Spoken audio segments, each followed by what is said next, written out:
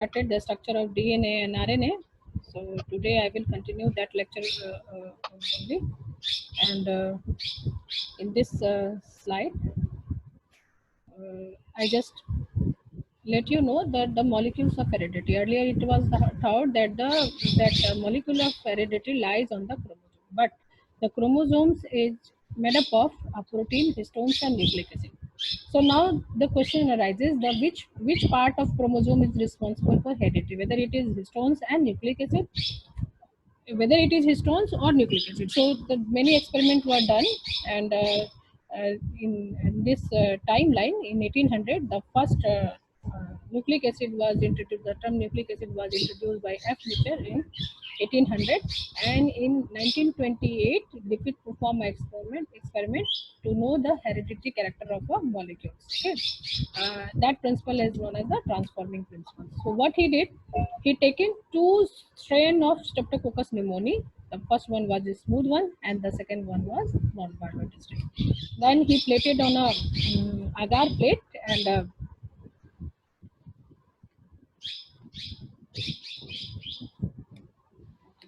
so on a colony on the plate, agar plates, he observed two type of colony. The smooth one was shiny and somewhat gummy in characteristic, and the rough was like this. It was rough, that is no smooth or shiny colony.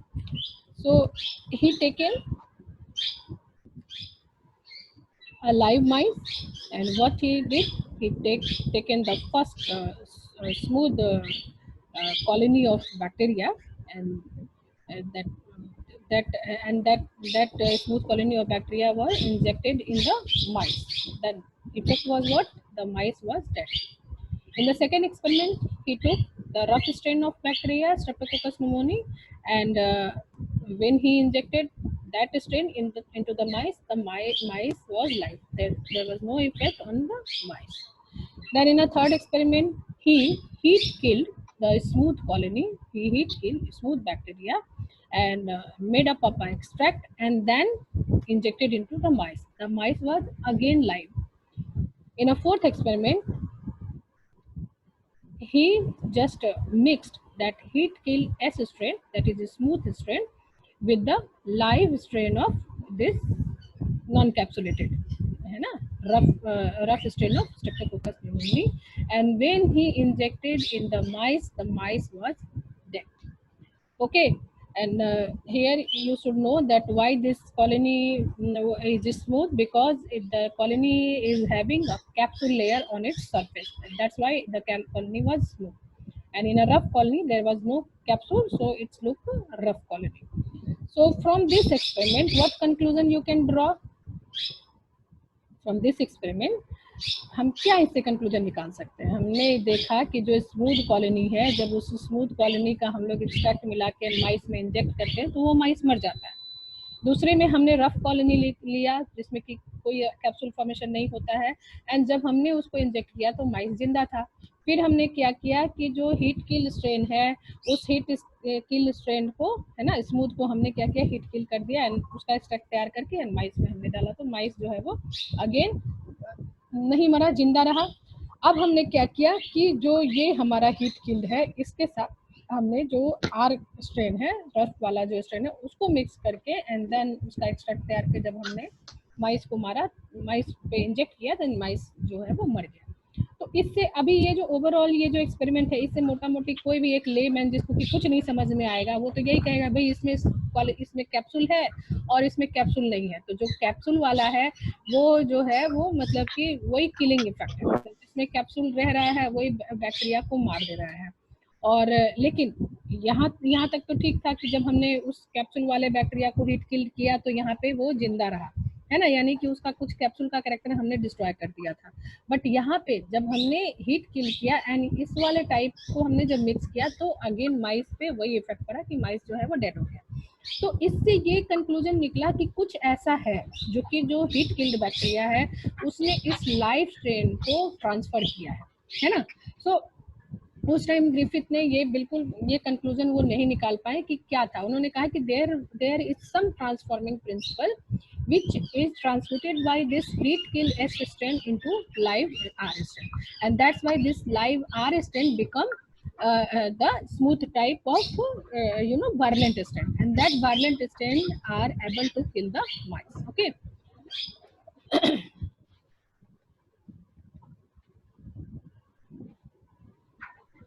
so So, bacterial transformation demonstrated that there is some transfer of genetic material. Okay, but what was that genetic material? It was unknown till that time. So, what is the transforming principle?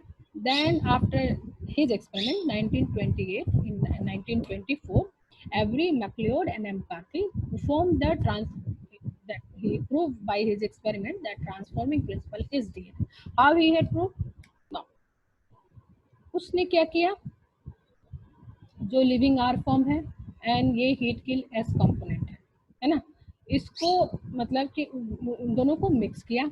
Mix करने के बाद उसने ये देखा कि जो हमारा culture है कैसे किया होगा, एक टेस्ट ट्यूब लिया होगा, उसमें जो हमारा आर फॉर्म है एंड जो हीट किल्ड है उसको मिक्स कर दिया। अब मिक्स करने के बाद किसका इनोकुलेशन कर दिया होगा उन्होंने, प्लेट पे, तो प्लेट पे उनको जो मिला वो सिर्फ लिविंग एस फॉर्म मिला, है ना। अब वहां तो मिल गया, इसका मतलब कि आर वाला जो फॉर्म है वो एस में ट्रांसफॉर्म हो गया।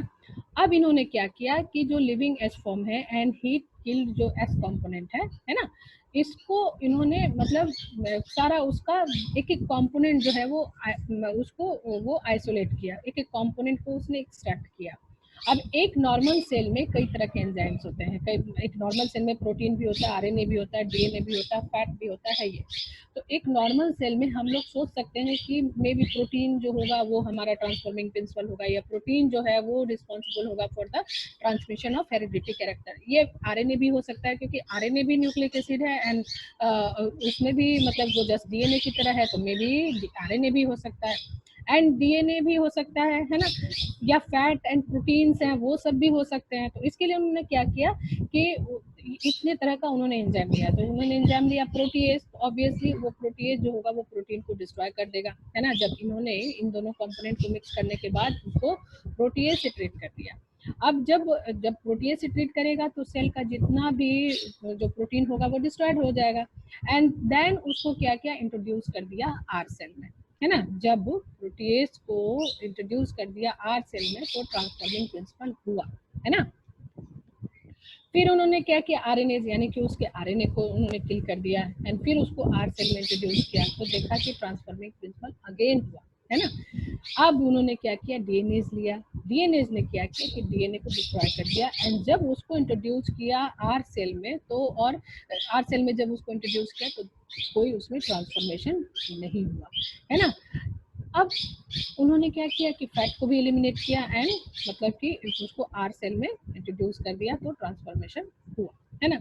इन 4-5 एक्सपेरिमेंट से उन्होंने ये देखा कि जब हमने डीएनए को डिस्ट्रॉय कर दिया, और ये सारे जो सारे जो फैक्टर्स हैं उसने किस में एम्प्लॉय किया, इसमें हीट किल वाले में, बैक्टीरिया जो हीट किल बैक्टीरिया था, है ना, उसमें इन्होंने ये मतलब कि ये सारे एंजाइम्स जो है इंट्रोड्यूस किए एंड करने के बाद इसका एक्सट्रैक्ट लेके वो लिविंग फॉर्म में डाल देता था।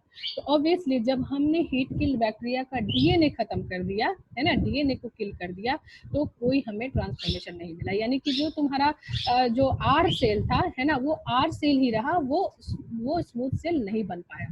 बट इन सारे केसेस में क्योंकि डीएनए अलाइव था, प्रोटीन को नष्ट किया, आरएनए को नष्ट किया, फैट को एलिमिनेट किया, तब भी हमारा ट्रांसफॉर्मेशन प्रिंसिपल हो रहा था क्योंकि हमारा डीएनए वहाँ पे इंटैक्ट था, है ना। सो इस एक्सपेरिमेंट से ये पता चला कि जो ट्रांसफॉर्मिंग प्रिंसिपल है it is nothing, it is only DNA. उसके बाद इन 1949 में इरविन चारगाफ ने, क्योंकि हमें डीएनए का स्ट्रक्चर को पता करना था, तो ये सारे एक्सपेरिमेंट जो है वो 1 बाय 1 हो रहे थे ताकि हमारा जो डीएनए का जो एक एग्जैक्ट पिक्चर है वो आ जाए। तो इन्होंने क्या किया कि कई सारे ऑर्गेनिजम्स लिए, है ना, कि taken streptococcus, staphylococcus, E coli, yeast and honey bee, drosophila, इन सब के इन्होंने परसेंटेज डीएनए निकाला, उन्होंने क्या किया कि एडेनिन को जो एडेनिन का जो परसेंटेज है उसको उन्होंने काउंट किया, फिर थाइमिन का परसेंटेज काउंट किया, गुआनिन का किया, साइटोसिन का किया, एंड उन्होंने देखा जब उसकी रेशियो निकाली यानी कि A2:CG रेशियो जब निकाली तो उन्होंने देखा कि ये जो A2:2 तुम्हारा CG रेशियो होता है, यानी कि अमाउंट ऑफ A2 यानी कि जो जो टोटल जो तुम्हारा A2 रेशियो है वो तुम्हारा GC रेशियो के बराबर है ना।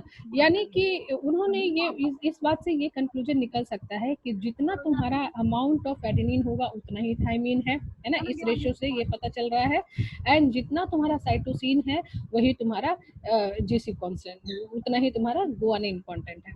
इसका मतलब है कि जो अमाउंट ऑफ प्यूरिन, ये adenine and guanine is purine, and cytosine and thymine ये दोनों जो होगा वो इक्वल होगा। ये कब इक्वल होगा? ये तब इक्वल होगा जबकि हमारा जितना एडेनिन रहेगा उतना ही थाइमिन रहेगा, जितना साइटोसिन रहेगा उतना ही गुआनिन रहेगा। एंड फॉर यानी कि ये जो तुम्हारा ये percentage for a particular person और particular organism, the percentage GC constant जो है, जीसी परसेंट जो होता है is constant for a given species. So इस एक्सपेरिमेंट से कुछ दिमाग में ये आ गया कि देयर मस्ट बी सम ऐसा कंपोजिशन होगा डीएनए का कि जहाँ की एडेनिन जो होगा वो उसका कॉम्प्लीमेंट्री थाइमिन, यानी कि जितना एडेनिन होगा उसके बगल में उतना ही थाइमिन होगा। यानी कि हम इसे एक एक्सपेरिमेंट निकाल सकते हैं कि एडेनिन जो होगा वो थाइमिन से ही पेयर करेगा। अपन देखा थी ठीक है, डॉक्टर कहता हूँ इलाज करो। आवाज म्यूट करो, किसका आवाज आ रहा है?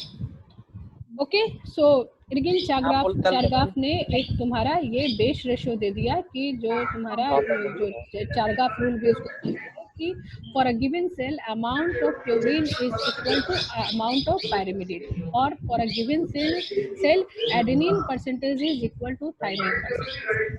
ठीक है, उसके बाद फिर तुम्हारा कोई म्यूट करो, किसी का आवाज आ रहा है, किसी का आवाज आ रहा है। अनामिका का नाम है, अनामिका। अनामिका को बोलो अपना टीवी बंद करेगी या वो बंद करेगी, मैसेज करो उसको। नाउ मैम कर देते।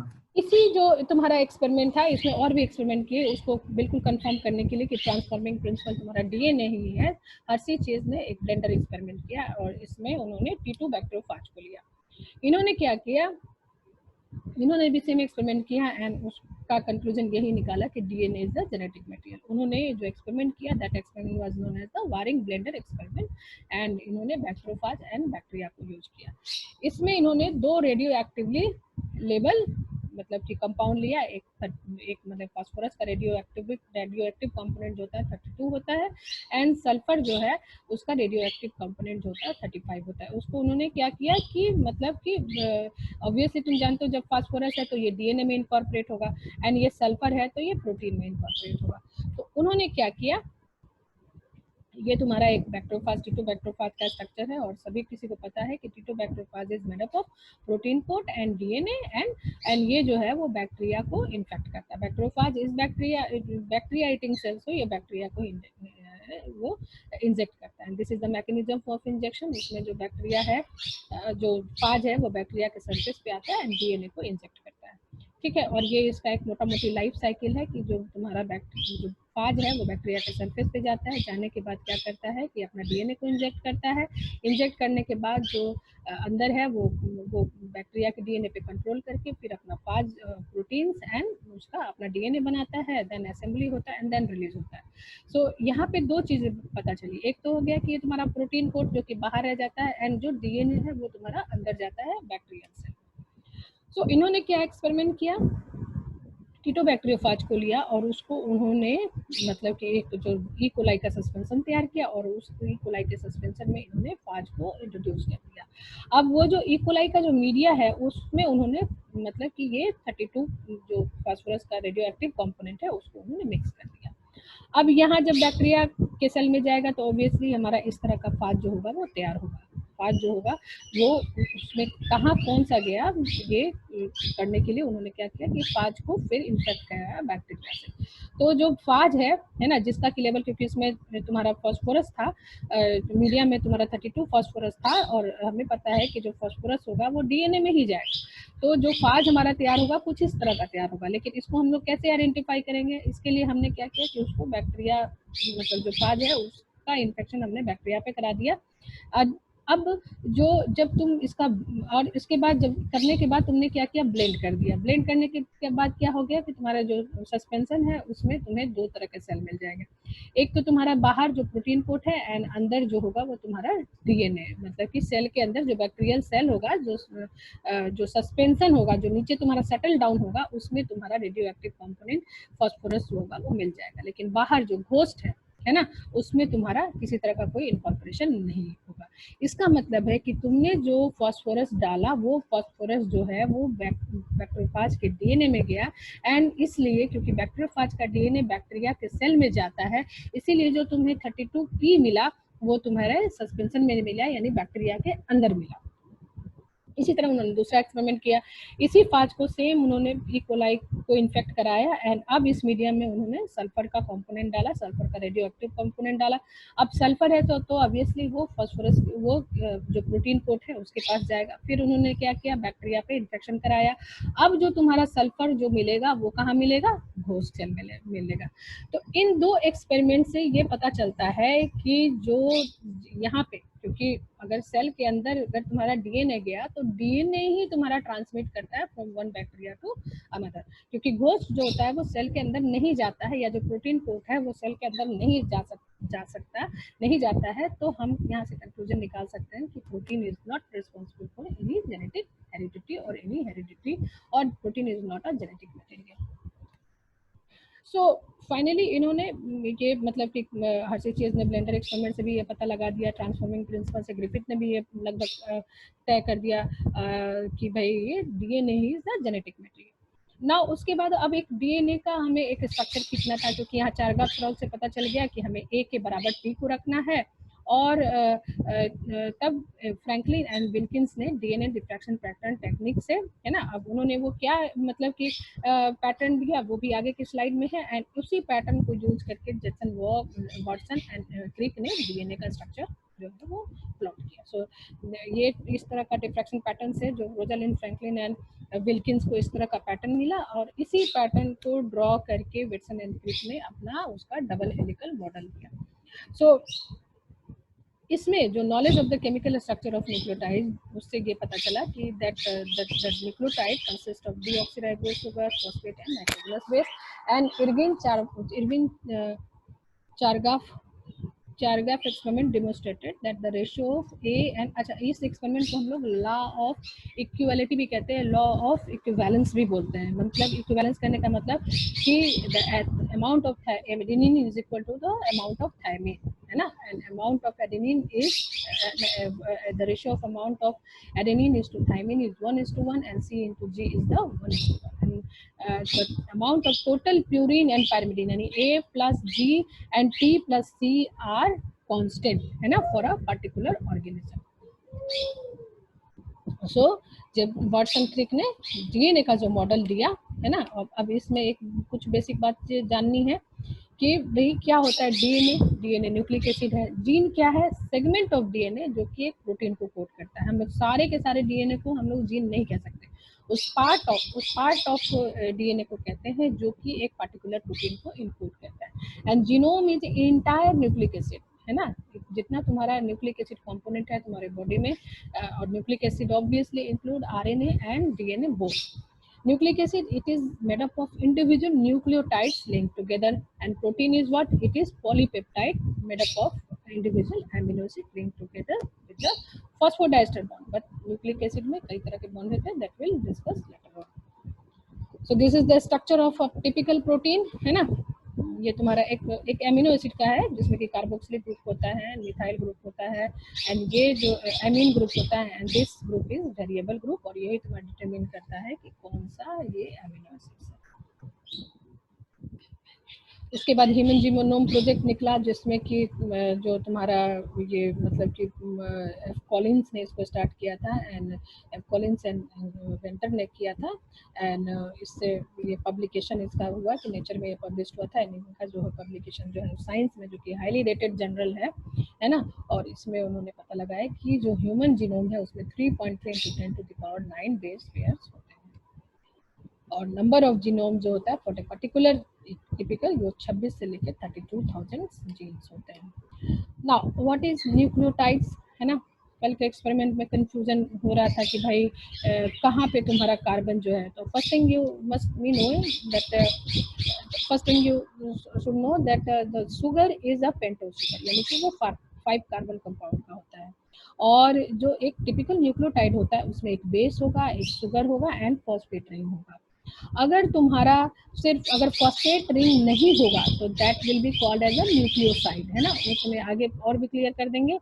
अब यहाँ पे देखो कि जो अगर हम डीएनए की बात करें तो डीएनए पे डीऑक्सी राइबोज शुगर होगा, है ना। डीऑक्सी कहने का मतलब कि उसके कार्बन नंबर 2 पे उसको हम लोग 2 डीऑक्सी डी कार्बो राइबोज बोलते हैं। दैट मीन्स कि कार्बन नंबर 2 पे जो हमारा ऑक्सीजन है वो एब्सेंट है।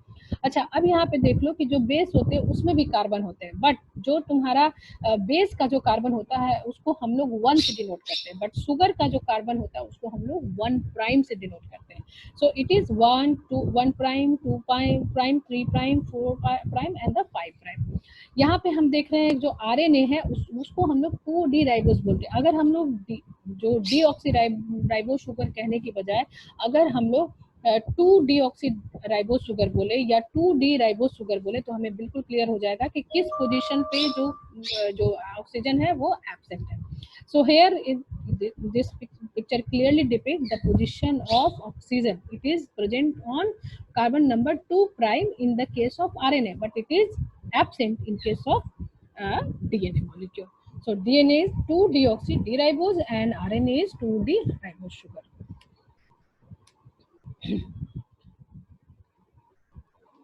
अब देखो ये कल भी इसमें पता चला था कि हमारे पास 2 तरह के प्यूरिन होते हैं, बट हमारे पास 3 तरह के पायरिमिडीन होते हैं, है ना। Purine is adenine and guanine, और ये इसका जो स्ट्रक्चर है डबल बेंजीन रिंग स्ट्रक्चर होता है, एंड पायरिमिडीन जो होता है साइटोसिन, थायमिन एंड यूरासिल होता है। ओके, अब एक सेल में वेदर तुम्हारा थायमिन होगा या वेदर यूरासिल होगा। जो डीएनए होता है उसमें थायमिन पाया जाता है एंड जो आरएनए होता है उसमें थायमिन की जगह पे यूरासिल पाया जाता है। और यहाँ पे जैसे बेस कार्बन को बता दिया कि जो बेस कार्बन है उसको हम लोग मतलब कि 1 से डिनोट करेंगे, लेकिन जो शुगर कार्बन है उसको हम लोग 1 प्राइम से डिनोट करेंगे। जैसे यहाँ पे देखो ये जो है ना ये ये तुम्हारा जो बेस का क्योंकि ये कार्बन है तो इसको हम लोग मतलब कि सी सी सी सी, है ना, इसको हम लोग 1 से डिनोट करेंगे। बट अगर यही कार्बन तुम्हारा शुगर पे रहे तो उसको हम लोग 1 प्राइम पे कहेंगे। नाउ सबसे पहले तो तुम्हें बताया कि जो हमारा डीएनए है वो न्यूक्लियोटाइड्स का बना होता है। न्यूक्लियोटाइड्स कहने का मतलब कि it is made up of a base, a sugar and a phosphate. जब हम एक मोनोमर यानी कि एक बेस और एक शुगर होगा, है ना, तो उसको हम लोग मोनोमर कहेंगे and that monomer is nucleoside. लेकिन जब तुमने इसमें फॉस्फोरस को ऐड कर दिया, फॉस्फेट को ऐड कर दिया, दैट इज बिकम न्यूक्लियोटाइड्स। सो जो तुम्हारा ऑलिगोन्यूक्लियोटाइड होता है वो शॉर्ट मतलब कि शॉर्ट चेन होता है, और जिसमें कि लगभग 10 से तुम्हारे जो मोनोमर्स होते हैं, 10 जो न्यूक्लियोटाइड्स होते हैं वो जोड़ के तुम्हारा एक ऑलिगोन्यूक्लियोटाइड्स बनाता है। Polynucleotides is the long chain greater than 10 molecules. Now जो एक डीएनए का स्ट्रक्चर होता है वो 5 प्राइम टू 3 प्राइम पोलैरिटी को मेंटेन करता है। ये तुम्हारे आगे के स्ट्रक्चर में भी क्लियर हो जाएगा। कहने का मतलब कि क्योंकि तुम यहाँ पे जो कार्बन है 1 prime 2 prime 3 prime and 4 prime, है ना, और ये 5 प्राइम, ये 5 प्राइम पे तुम्हारा फॉस्फोरस जो है वो एडेड होता है, तो ये और ये तुम्हारा फ्री एंड होता है यानी कि 5 प्राइम, है ना। और फिर जब ये ज्वाइन करेगा दूसरे तुम्हारे थायमिन मॉलिक्यूल से तो जो तुम्हारा फ्री एंड होगा उसका वो 3 एंड होगा, यानी कि ऑब्वियसली एक दूसरे के वो एंटी पैरेलल है। मतलब एक का तुम्हारा 5 प्राइम एंड रहेगा तो दूसरा जो बेस मॉलिक्यूल है उसका 3 प्राइम एंड होता है। So the polarity of DNA is 5 prime to 3 prime polarity, है ना। अब यहाँ पे देख लो कि जो डीएनए होते हैं उसमें कई तरह का, यहाँ पे तुम्हें एक जो तुम्हारा जो फॉस्फोरस है वो तुम्हारा कार्बन मॉलिक्यूल से जो लिंक्ड है, वो जो बॉन्ड होता है उसको हम लोग मतलब कि डाइस्टर, उसको हम लोग ईस्टर बॉन्ड बोलते हैं, है ना। लेकिन यहाँ पे तुम देख रहे हो कि एक मॉलिक्यूल में मिनिमम तुम्हारे 2 बॉन्ड होते हैं ईस्टर के, तो that become the diester bond. So the bond between the phosphorus and carbon molecule is phosphodiester bond, है ना, क्योंकि since we have two phosphate in one molecule, so it is phosphodiester bond. But जो तुम्हारा nitrogen and carbon के बीच का जो linkage होता है that is an glycosidic bond, है ना। So this is the typical essential feature of B DNA, जो कि तुम्हारा नॉर्मल बी डीएनए होता है ना। इसमें तुम्हें सबसे पहला कि ये जो होता है राइट हैंडेड ट्विस्टेड होता है ना, राइट डायरेक्शन मतलब कि राइट हैंडेड ट्विस्टेड होता है, डबल हेलिकल स्ट्रक्चर होता है, एंटी पैरेलल होता है ना, एंड बेसेस जो होते हैं वो परपेंडिकुलरली एक दूसरे से लाइट होता है। ये फॉस्फोरस होता है, कार्बन होता है, ये बेस होता है।